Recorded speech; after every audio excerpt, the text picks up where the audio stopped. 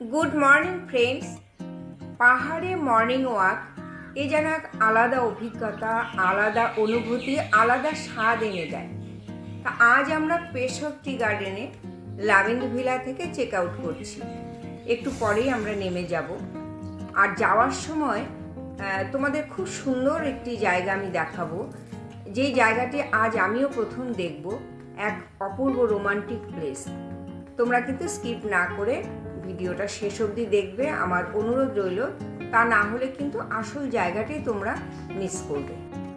আমরা মানুষের প্রেম দেখেছি, পশু পাখির প্রেম দেখেছি, আজ দেখব প্রকৃতির প্রেম, যেখানে প্রকৃতি একজন আরেকজনের সঙ্গে মিলেমিশে একাকার হয়েছে। তাহলে চলো আমরা রওনা দিয়ে দিলাম। এখন পাহাড় থেকে আমরা নেমে যাচ্ছি এই পেশক টি গার্ডেন থেকে। আর এই নেমে যাওয়ার সময় রাস্তার দুধারে এই যে সুন্দর পাইন বৃক্ষের সার রয়েছে, মানে কি অপূর্ব দৃশ্য। আমি যখনই পাহাড়ে উঠি বা পাহাড় থেকে নেমে যাই, দুটো সময়ই আমার এই দৃশ্যটা ভীষণভাবে আমাকে মুগ্ধ করে। তোমাদেরও ঠিক এমনটাই হয় কি না আমাকে কমেন্টে অবশ্যই জানাবে। তা আমরা চলে এসেছি আমাদের সেই আকাঙ্ক্ষিত রোমান্টিক প্লেসে। এই দেখো, প্রায় আমরা পৌঁছে গিয়েছি। এই হলো লাভার্স পয়েন্ট।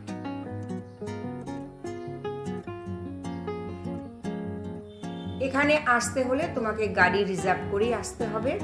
আর এসেই প্রথমে আমরা দর্শন পেলাম বজরাঙ্গবলীর। এই যে বজরাঙ্গবলী বসে আছে, দেখো।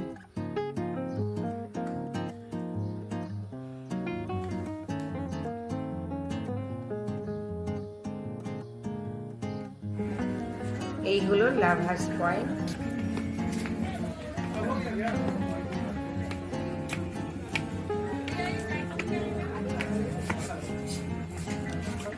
घूम के आके सिर्फ चाय चाय।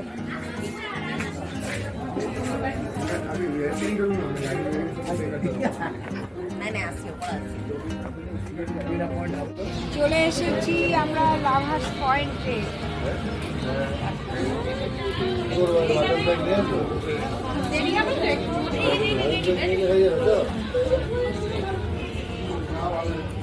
আর এখানে দেখো তিস্তা আর রঙ্গিত নদী মিট করেছে।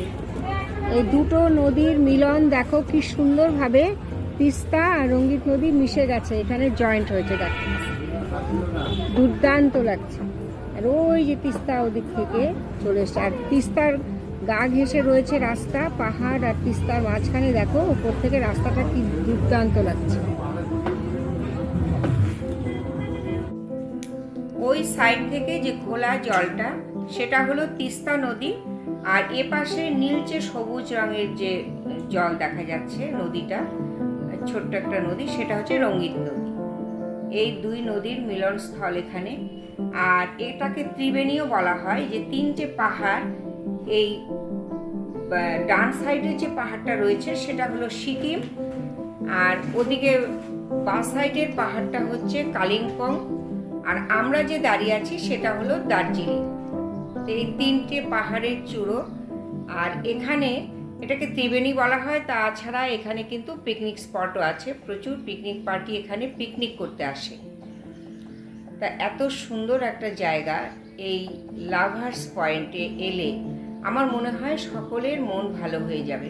অতি বড় বেরসিক যে, তারও এখানে এলে পরে ভালো লাগবে। দেখো কি অপূর্ব প্রকৃতির মিলনস্থল।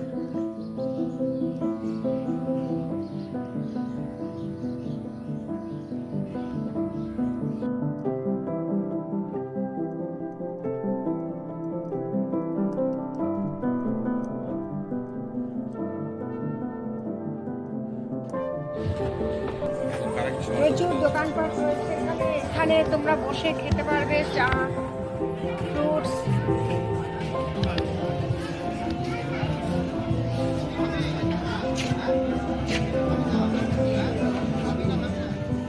এখানে প্রচুর ফটো তোলার কত সুন্দর সুন্দর পয়েন্ট রয়েছে।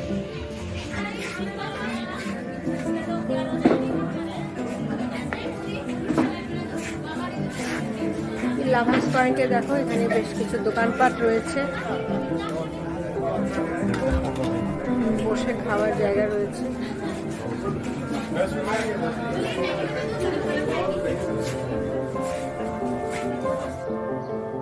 আমরা নিলাম চানা মশলা আর এখানকার সে বিখ্যাত মোমো আর 2 কাপ চা।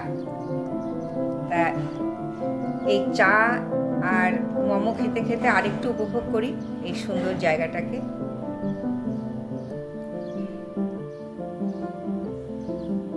তোমাদের কেমন লাগলো তোমরা কিন্তু কমেন্টে আমাকে জানাবে, আর নতুন যারা দেখছো তারা সাবস্ক্রাইব করে সঙ্গে থেকো।